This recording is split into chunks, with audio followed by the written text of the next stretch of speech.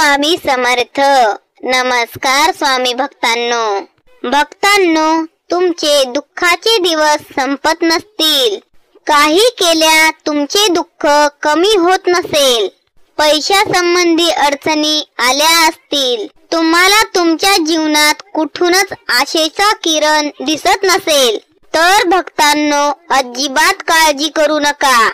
तुमच्या चिंतेला एका मिनिटात नष्ट करेल असा हा स्वामी माऊलींचा मंत्र आज आपण श्रवण करणार आहोत। भक्तांनो, तुमची पैशाची अडचण कमी करण्यासाठी आणि तुमच्या पाठीमागे लागलेली पनौती कमी करण्यासाठी हा मंत्र खूप फायदेशीर आहे।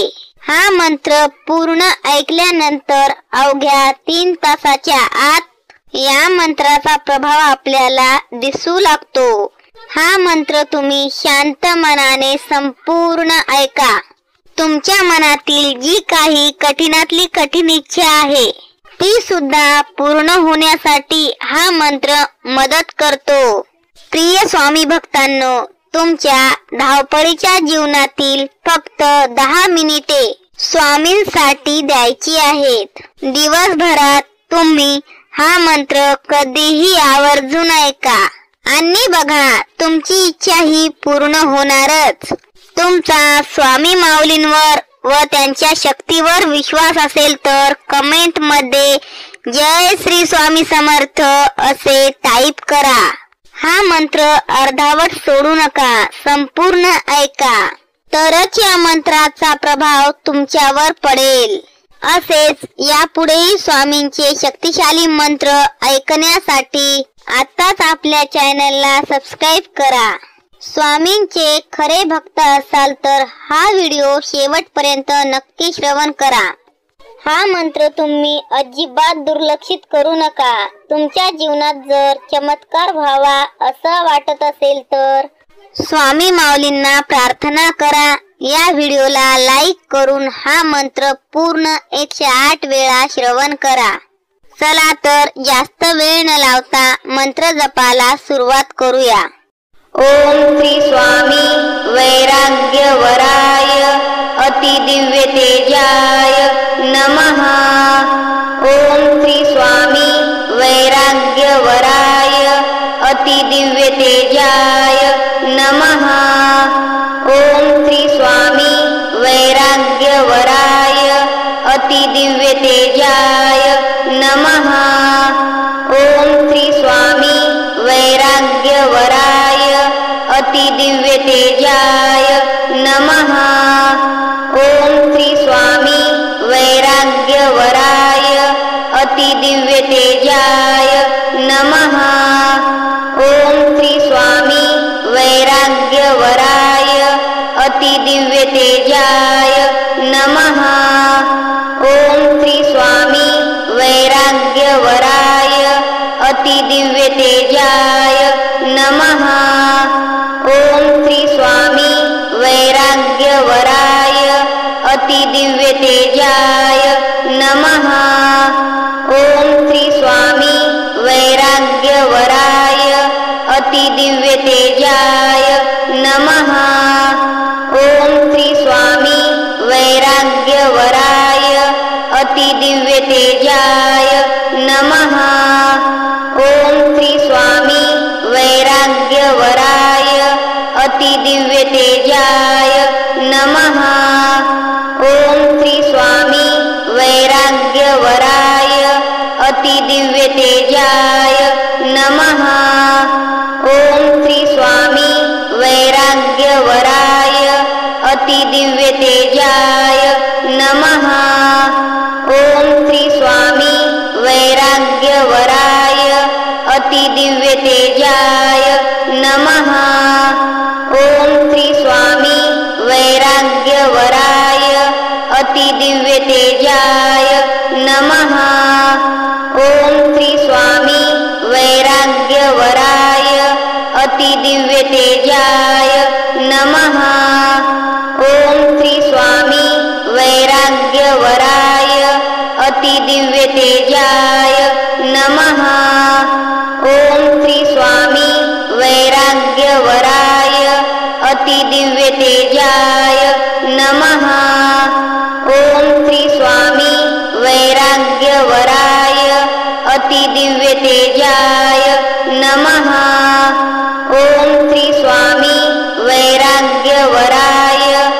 अतिदिव्यतेजाय नमः। ओम श्री स्वामी वैराग्यवराय अतिदिव्यतेजाय नमः।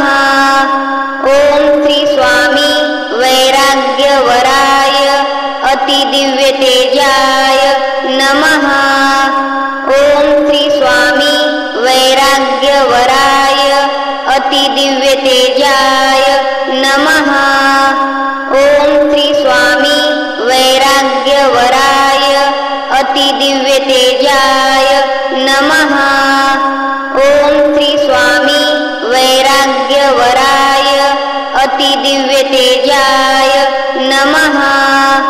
ओम श्री स्वामी वैराग्यवराय अतिदिव्यतेजाय नमः। ओम श्री स्वामी वैराग्यवराय अतिदिव्यतेजाय नमः। ओम श्री स्वामी वैराग्यवराय अतिदिव्यतेजाय नमः। ओम श्री स्वामी वैराग्यवराय अतिदिव्यतेजाय नमः। ओम श्री स्वामी वैराग्यवराय अतिदिव्यतेजाय नमः। ओम श्री स्वामी वैराग्यवराय अतिदिव्यतेजाय नमः। ओम श्री स्वामी वैराग्यवराय अतिदिव्यतेजाय नमः। ओम श्री स्वामी वैराग्यवराय अतिदिव्यतेजाय नमः। ओम श्री स्वामी वैराग्यवराय अतिदिव्यतेजाय नमः। ओम श्री स्वामी वैराग्यवराय अतिदिव्यतेजाय नमः। ओम श्री स्वामी वैराग्यवराय अतिदिव्यतेजाय नमः। ओम श्री स्वामी वैराग्यवराय अतिदिव्यतेजाय नमः। ओम श्री स्वामी वैराग्यवराय अतिदिव्यतेजाय नमः। ओम श्री स्वामी वैराग्यवराय अतिदिव्यतेजाय नमः। ओम श्री स्वामी वैराग्यवराय अतिदिव्यतेजाय नमः। ओम श्री स्वामी वैराग्यवराय अतिदिव्यतेजाय नमः। ओम श्री स्वामी वैराग्यवराय अतिदिव्यतेजाय नमः। ओम श्री स्वामी वैराग्यवराय अतिदिव्यतेजाय नमः। ओम श्री स्वामी वैराग्यवराय अतिदिव्यतेजाय नमः। ओम श्री स्वामी वैराग्यवराय अतिदिव्यतेजाय नमः। ओम श्री स्वामी वैराग्यवराय अतिदिव्यतेजाय नमः। ओम श्री स्वामी वैराग्यवराय अतिदिव्यतेजाय नमः। ओम श्री स्वामी वैराग्यवराय अतिदिव्यतेजाय नमः। ओम श्री स्वामी वैराग्यवराय अतिदिव्यतेजाय नमः। ओम श्री स्वामी वैराग्यवराय अतिदिव्यतेजाय नमः। ओम श्री स्वामी वैराग्यवराय अतिदिव्यतेजाय नमः। ओम श्री स्वामी वैराग्यवराय अतिदिव्यतेजाय नमः। ओम श्री स्वामी वैराग्यवराय अतिदिव्यतेजाय नमः। ओम श्री स्वामी वैराग्यवराय अतिदिव्यतेजाय नमः। ओम श्री स्वामी वैराग्यवराय अतिदिव्यतेजाय नमः। ॐ श्री स्वामी वैराग्यवराय अतिदिव्यतेजाय नमः। ॐ श्री स्वामी वैराग्यवराय अतिदिव्यतेजाय नमः। ॐ श्री स्वामी वैराग्यवराय अतिदिव्यतेजाय नमः। ॐ श्री स्वामी वैराग्यवराय अतिदिव्यतेजाय नमः। ॐ श्री स्वामी वैराग्यवराय अतिदिव्यतेजाय नमः। ॐ श्री स्वामी वैराग्यवराय अतिदिव्यतेजाय नमः। ॐ श्री स्वामी वैराग्यवराय अतिदिव्यतेजाय नमः। ॐ श्री स्वामी वैराग्यवराय अतिदिव्यतेजाय नमः। ॐ श्री स्वामी वैराग्यवराय अतिदिव्यतेजाय नमः। ॐ श्री स्वामी वैराग्यवराय अतिदिव्यतेजाय नमः। ॐ श्री स्वामी वैराग्यवराय अतिदिव्यतेजाय नमः। ॐ श्री स्वामी वैराग्यवराय अतिदिव्यतेजाय नमः। ॐ श्री स्वामी वैराग्यवराय अतिदिव्यतेजाय नमः। ॐ श्री स्वामी वैराग्यवराय अतिदिव्यतेजाय नमः। ॐ श्री स्वामी वैराग्यवराय अतिदिव्यतेजाय नमः। ॐ श्री स्वामी वैराग्यवराय अतिदिव्यतेजाय नमः। ॐ श्री स्वामी वैराग्यवराय अतिदिव्यतेजाय नमः। ॐ श्री स्वामी वैराग्यवराय अतिदिव्यतेजाय नमः। ॐ श्री स्वामी वैराग्यवराय अतिदिव्यतेजाय नमः। ॐ श्री स्वामी वैराग्यवराय अतिदिव्यतेजाय नमः। ॐ श्री स्वामी वैराग्यवराय अतिदिव्यतेजाय नमः। ॐ श्री स्वामी वैराग्यवराय अतिदिव्यतेजाय नमः। ॐ श्री स्वामी वैराग्यवराय अतिदिव्यतेजाय नमः। ॐ श्री स्वामी वैराग्यवराय अतिदिव्यतेजाय नमः। ॐ श्री स्वामी वैराग्यवराय अतिदिव्यतेजाय नमः। ॐ श्री स्वामी वैराग्यवराय अतिदिव्यतेजाय नमः। ॐ श्री स्वामी वैराग्यवराय अतिदिव्यतेजाय नमः। ॐ श्री स्वामी वैराग्यवराय अतिदिव्यतेजाय नमः। ॐ श्री स्वामी वैराग्यवराय अतिदिव्यतेजाय नमः। ॐ श्री स्वामी वैराग्यवराय अतिदिव्यतेजाय नमः। ॐ श्री स्वामी वैराग्यवराय अतिदिव्यतेजाय नमः। ॐ श्री स्वामी वैराग्यवराय अतिदिव्यतेजाय नमः। ॐ श्री स्वामी वैराग्यवराय अतिदिव्यतेजाय नमः। ॐ श्री स्वामी वैराग्यवराय अतिदिव्यतेजाय नमः। ॐ श्री स्वामी वैराग्यवराय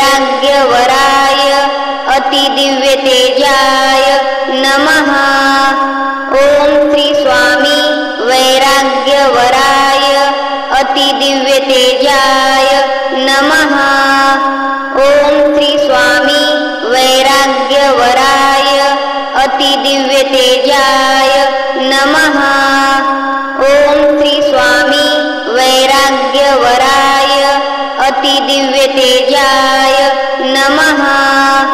ॐ श्री स्वामी वैराग्यवराय अतिदिव्यतेजाय नमः। ॐ श्री स्वामी वैराग्यवराय अतिदिव्यतेजाय नमः। ॐ श्री स्वामी वैराग्यवराय अतिदिव्यतेजाय नमः। ॐ श्री स्वामी वैराग्यवराय अतिदिव्यतेजाय नमः। ॐ श्री स्वामी वैराग्यवराय अतिदिव्यतेजाय नमः। ॐ श्री स्वामी वैराग्यवराय अतिदिव्यतेजाय नमः। ॐ श्री स्वामी वैराग्यवराय अतिदिव्यतेजाय नमः। ॐ श्री स्वामी वैराग्यवराय अतिदिव्यतेजाय नमः। ॐ श्री स्वामी वैराग्यवराय अतिदिव्यतेजाय नमः। ॐ श्री स्वामी वैराग्यवराय अतिदिव्यतेजाय नमः। ॐ श्री स्वामी वैराग्यवराय अतिदिव्यतेजाय नमः। ॐ श्री स्वामी वैराग्यवराय अतिदिव्यतेजाय नमः। ॐ श्री स्वामी वैराग्यवराय अतिदिव्यतेजाय नमः। ॐ श्री स्वामी वैराग्यवराय अतिदिव्यतेजाय नमः। ॐ श्री स्वामी वैराग्यवराय अतिदिव्यतेजाय नमः। ॐ श्री स्वामी वैराग्यवराय अतिदिव्यतेजाय नमः। ॐ श्री स्वामी वैराग्यवराय अतिदिव्यतेजाय नमः। ॐ श्री स्वामी वैराग्यवराय अतिदिव्यतेजाय नमः। ॐ श्री स्वामी वैराग्यवराय अतिदिव्यतेजाय नमः।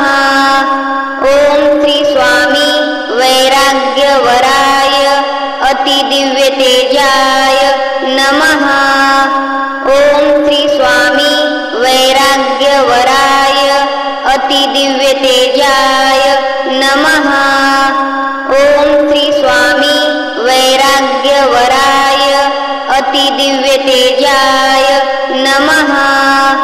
ॐ श्री स्वामी वैराग्यवराय अतिदिव्यतेजाय नमः।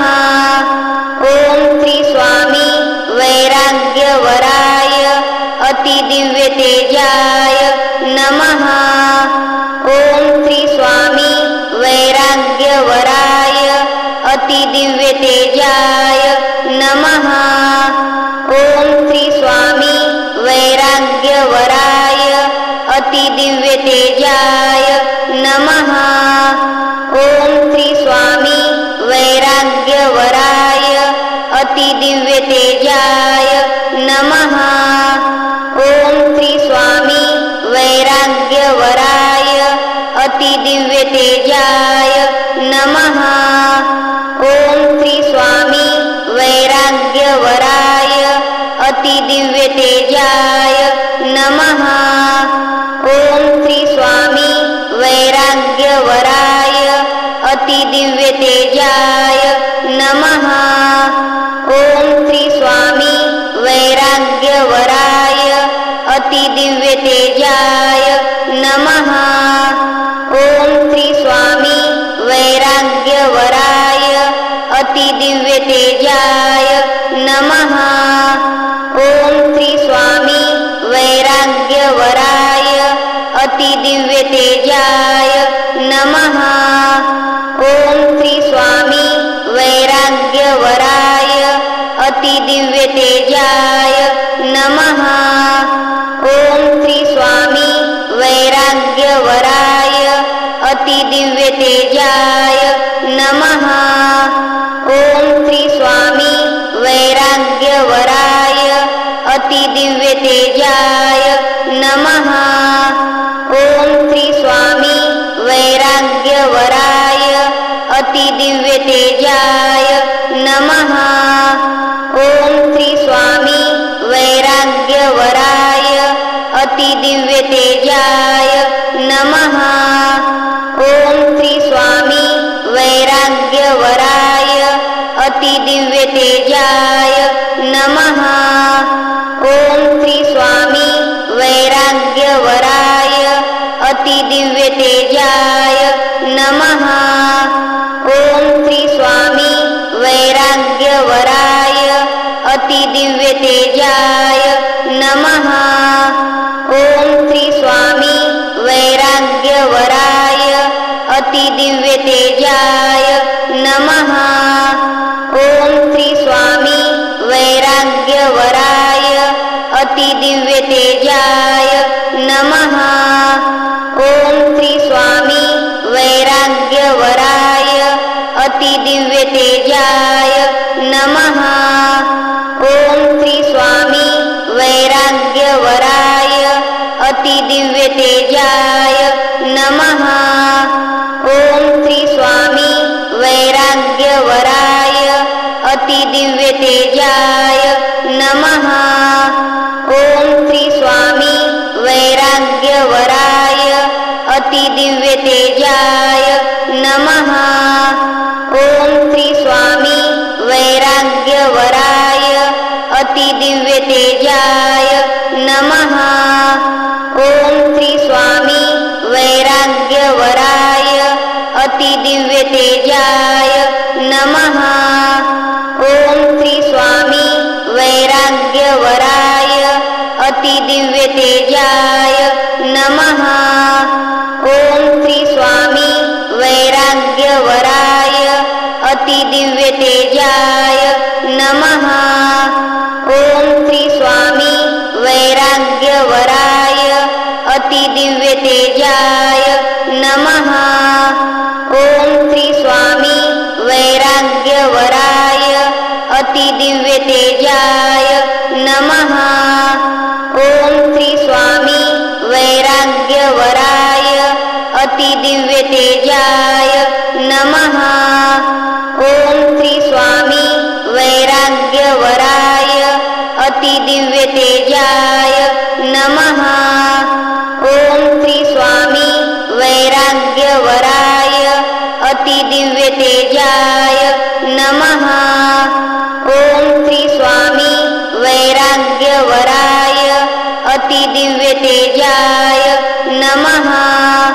ॐ श्री स्वामी वैराग्यवराय अतिदिव्यतेजाय नमः। ॐ श्री स्वामी वैराग्यवराय अतिदिव्यतेजाय नमः। ॐ श्री स्वामी वैराग्यवराय अतिदिव्यतेजाय नमः। ॐ श्री स्वामी वैराग्यवराय अतिदिव्यतेजाय नमः। ॐ श्री स्वामी वैराग्यवराय अतिदिव्यतेजाय नमः। ॐ श्री स्वामी वैराग्यवराय अतिदिव्यतेजाय नमः। ॐ श्री स्वामी वैराग्यवराय अतिदिव्यतेजाय नमः। ॐ श्री स्वामी वैराग्यवराय अतिदिव्यतेजाय नमः। ॐ श्री स्वामी वैराग्यवराय अतिदिव्यतेजाय नमः। ॐ श्री स्वामी वैराग्यवराय अतिदिव्यतेजाय नमः। ॐ श्री स्वामी वैराग्यवराय अतिदिव्यतेजाय नमः। ॐ श्री स्वामी वैराग्यवराय अतिदिव्यतेजाय नमः। ॐ श्री स्वामी वैराग्य तेजाय नमः। ओम श्री स्वामी वैराग्यवराय अतिदिव्य तेजाय नमः। ओम श्री स्वामी वैराग्यवराय अतिदिव्य तेजाय नमः। ओम श्री स्वामी वैराग्यवराय अतिदिव्य तेजाय नमः। ओम श्री स्वामी वैराग्यवराय अतिदिव्य तेजाय नमः। ओम श्री स्वामी वैराग्यवराय अतिदिव्य तेजाय नमः। ओम श्री स्वामी वैराग्यवराय अतिदिव्य तेजाय नमः। ओम श्री स्वामी वैराग्यवराय अतिदिव्य तेजाय नमः। ओम श्री स्वामी वैराग्यवराय अतिदिव्य तेजाय नमः। ओम श्री स्वामी वैराग्यवराय अतिदिव्य